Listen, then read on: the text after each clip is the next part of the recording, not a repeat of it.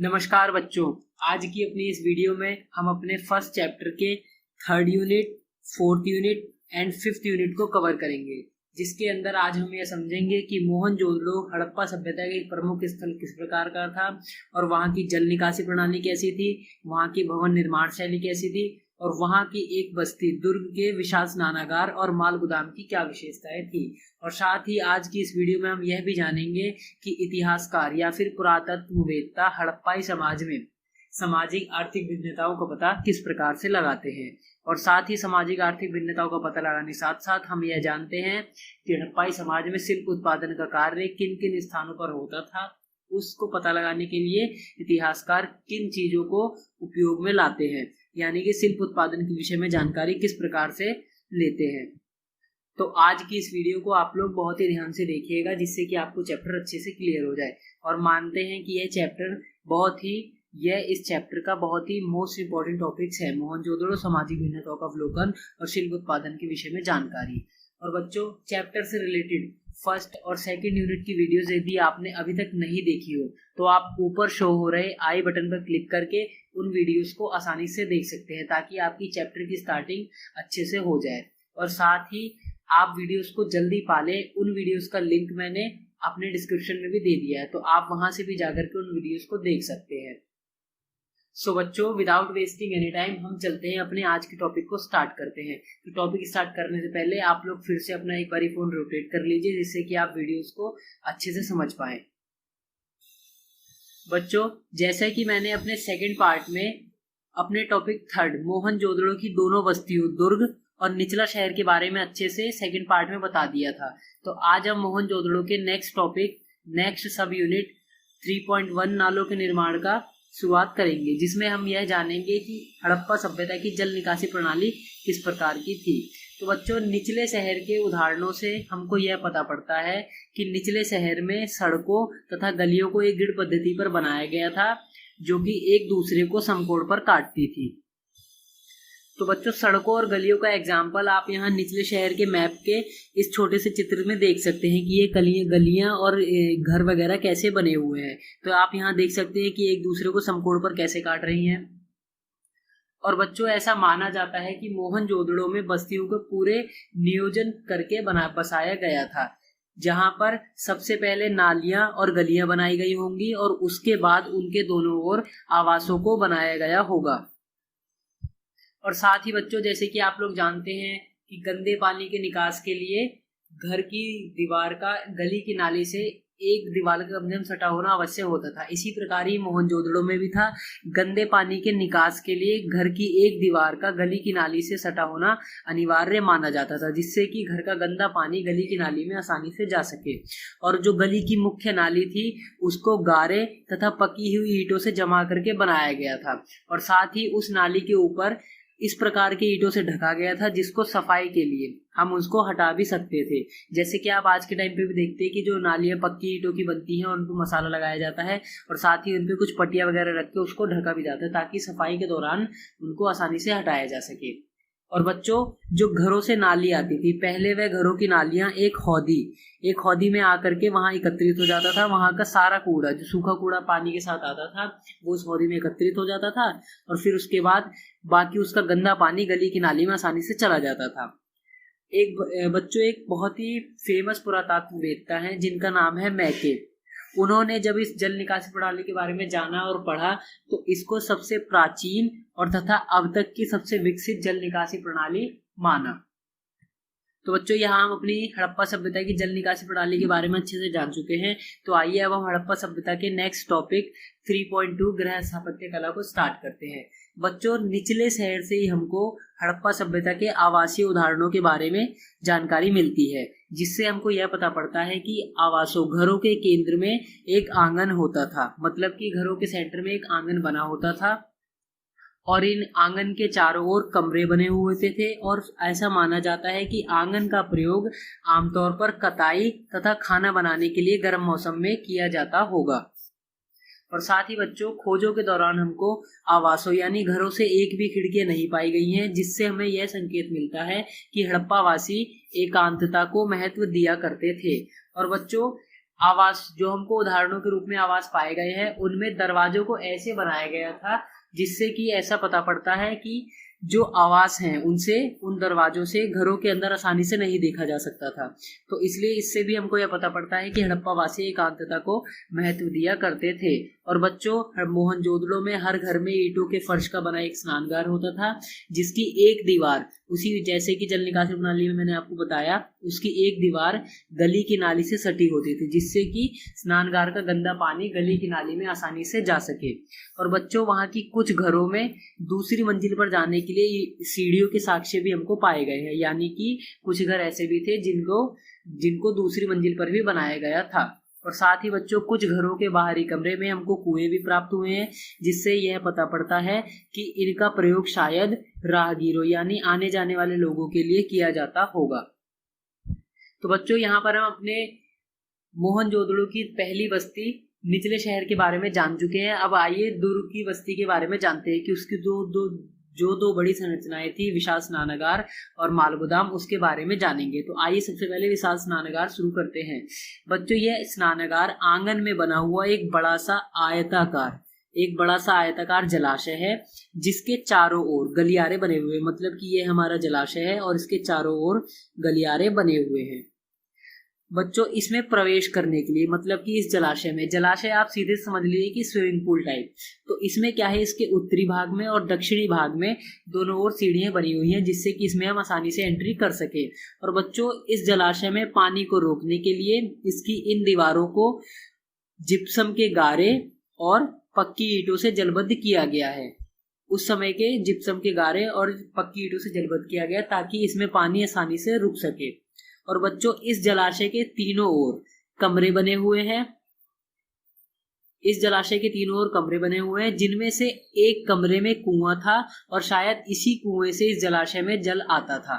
तो इसके तीनों ओर कमरे हैं और शायद एक तरफ एंट्री पॉइंट होगा, जो गेट होगा यहाँ पे आने का। तो बच्चों, यहाँ पर आप विशाल स्नानागार की विशेषताओं को समझ चुके हैं कि विशाल स्नानागार कैसा था। आइए अब जानते हैं मालगोदाम के बारे में। मालगोदाम, बच्चों, मालगोदाम को कच्ची ईंटों के चबूतरों पर, यानी कि पहले मालगोदाम के लिए एक कच्ची ईंटों का बड़ा सा चबूतरा बनाया गया था और उसके ऊपर फिर मालगोदाम का निर्माण किया गया था। तो बच्चों, ये जो कच्ची ईंटों का चबूतरा था, यह मालगोदाम के लिए नींव का कार्य किया करता था।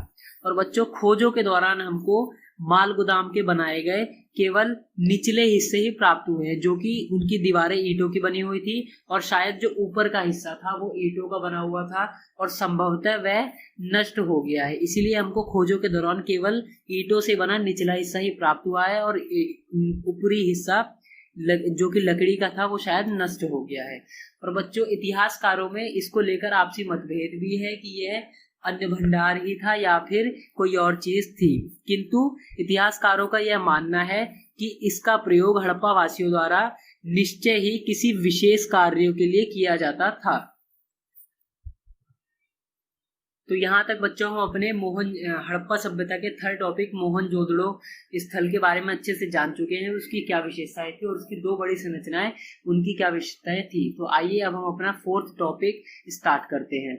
बच्चों, हमारा फोर्थ टॉपिक है हड़प्पाई समाज में सामाजिक आर्थिक भिन्नताओं का अवलोकन, जिसमें हमको यह जानना है कि हड़प्पाई समाज में इतिहासकार लोग सामाजिक आर्थिक भिन्नताओं का पता किस प्रकार से लगाते हैं। तो बच्चों, हड़प्पाई समाज में इतिहासकारों द्वारा लोगों के बीच के सामाजिक आर्थिक भिन्नताओं को जानने के लिए अनेकों विधियां अपनाई जाती हैं, जिनमें से उनकी दो सबसे प्रमुख विधियां हैं। उनका नाम है शवाधानों का अध्ययन, यानी कि वो गर्तों यानी कब्रों को अच्छे से जानते हैं, उसका अध्ययन करते हैं। और दूसरी वस्तुएं हैं विलासिता की वस्तुएं, जिससे यह संकेत मिलता है कि व्यक्ति का जीवन किस प्रकार का था, विलासी था या फिर सामान्य था। तो विलासी वस्तुओं को दो भागों में बांटा गया है। पहली रोजमर्रा की वस्तुएं जो डेली यूज पर आती थी और दूसरी विलासिता की वस्तुएं। तो आइए जानते हैं कि इनका प्रयोग सामाजिक आर्थिक भिन्नता को जानने के लिए कैसे करते हैं।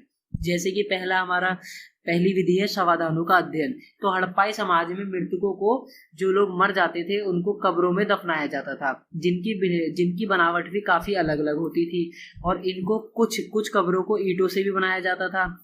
और हमको खोजों के दौरान जब हमने उन कब्रों को खोद करके निकाला और उनकी खोज की, तो हमको इन कब्रों से मृदभांड और आभूषण पाए गए हैं, जिससे हमको यह पता पड़ता है कि हड़प्पा वासियों द्वारा पुनर्जन्म में पुनर्जन्म में विश्वास रखा जाता था और वे मानते थे कि मृतकों द्वारा उनके इन वस्तुओं का अगले जन्म में उपयोग किया जाएगा, इसलिए वह मृतक के साथ उसकी कब्र में उसके मृतभांड और आभूषणों को भी दफना दिया करते थे ताकि उनका प्रयोग मृतक अगले जन्म में कर सके। और बच्चों, कब्रों से हमको केवल पुरुषों के ही नहीं, साथ साथ महिलाओं और पुरुषों के भी आभूषण पाए गए हैं। और साथ ही हड़प्पा क्षेत्र से खुदाई के दौरान हमें खोपड़ियां, शंख, मनके, आभूषण तथा साथ ही एक विचित्र सा तांबे का दर्पण भी प्राप्त हुआ है, जो कि देखिए ऐसा दिखता है। आप यहाँ देख सकते हैं तांबे का दर्पण, यह है तांबे का दर्पण। इसी को हमको खोजों के दौरान प्राप्त हुआ है। तो बच्चों, जैसे कि आप जानते हैं, हड़प्पाई समाज में सामाजिक आर्थिक भिन्नता को जानने की दूसरी विधि इतिहासकार द्वारा जो अपनाई जाती है उसका नाम है विलासिता की वस्तुएं, जिसको इतिहासकारों ने दो भागों में बांटा है। पहला है रोजमर्रा की वस्तुएं, जिनका उपयोग एक व्यक्ति डेली यूज में करता है। उसके अंदर वह वस्तुएं आती हैं जिनको आसानी से बनाया जा सकता था, जैसे कि वो मिट्टी की या फिर पत्थर की होती थी। तो इनका नाम है जैसे कि चक्कियां, सुइयां, झावा, मृदभांड। ये सारी चीजें क्या है, हड़प्पा सभ्यता की सारी वस्तुओं से पाई गई हैं और उस जमाने में यह शायद रोजमर्रा की डेली यूज की वस्तुएं थी जो कि आसानी से प्राप्त हो सकती थी। तो इन वस्तुओं से हमको व्यक्ति के सामान्य जीवन के बारे में जानकारी मिलती है। और फिर दूसरी जो विधि है उसी का नाम है विलासी वस्तुएं। इनमें क्या है, वे वस्तुएं होती हैं जो कि काफी दुर्लभ हो, काफी महंगी हो, जिनको आसानी से प्राप्त करना काफी कठिन होता था। वहाँ उस टाइम का एक बहुत ही विलासी वस्तु जो कि काफी ऐश्वर्य के लिए माना जाता था, उसका नाम था फयांस। तो ये फयांस का जो लघु पात्र होता था यह काफी कठिनाई से बनाया जाता था। यह जो होता था यह व्यक्ति की विलासी जीवन के बारे में संकेत देता था कि जिस व्यक्ति के पास यह होता था वह क्या है, एक ऐश्वर्य और विलासपूर्ण जीवन जी रहा है। तो बच्चों, यह जो फयांस का लघु पात्र था यह हमको हड़प्पा और मोहनजोदड़ो जैसी दोनों ही बड़ी बस्तियों से पाया गया है। तो बच्चों, यहाँ पर आप लोग जान ही गए होंगे कि हड़प्पाई समाज में इतिहासकार किस प्रकार से सामाजिक और आर्थिक भिन्नता का पता एक व्यक्ति की लगाते हैं कि वह व्यक्ति अमीर है या गरीब है। तो आइए अब हम जानते हैं अपने 5th टॉपिक शिल्प उत्पादन के बारे में कि शिल्प उत्पादन का क्या कार्य होता है और उसकी पहचान इतिहासकार किस प्रकार से करते हैं। तो बच्चों, शिल्प उत्पादन के जानने के लिए सबसे पहले हम यह जान लेते हैं कि शिल्प उत्पादन के अंतर्गत क्या क्या कार्य होते हैं। तो सबसे पहले तो शिल्प उत्पादन का कार्य था उस समय पे मनके बनाना, शंखों की कटाई करना, धातु कर्म करना और साथ ही मुहरों का निर्माण करना। वही मुहर जो मैंने आपको स्टार्टिंग में बता दिया था, सेलखड़ी से जो बनती थी, और फिर बाट बनाना।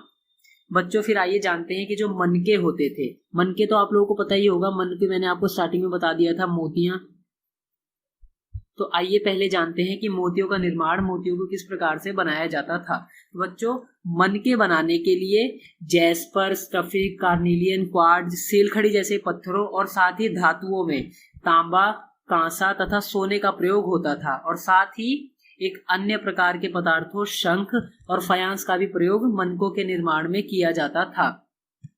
और बच्चों, ये जो मनके होते थे ये कई आकार के होते थे, जैसे कि चक्राकार, बेलनाकार, गोलाकार, ढोलाकार और साथ ही खंडित भी आकार में हमको मनके प्राप्त हुए हैं। तो इन प्रकार के मनके बनाए जाते थे। और बच्चों, मनके के निर्माण में कई बारी कुछ मनकों को 2 या 2 से अधिक प्रकार के पत्थरों को जोड़कर भी बनाया जाता था, जैसे कि शंख ले लिया और एक सेलखड़ी नामक पत्थर ले लिया, तो इन दोनों को जोड़ करके कई बारी मनके बनाए जाते थे। और साथ ही कुछ मनकों को सोने के टॉप वाले, मतलब कि मनके के ऊपर सोने के एक टॉप भी लगाई जाती थी, इस प्रकार के मनके भी बनाए जाते थे। आप यहाँ पर कुछ मनकों की पिक्चर्स देख सकते हैं।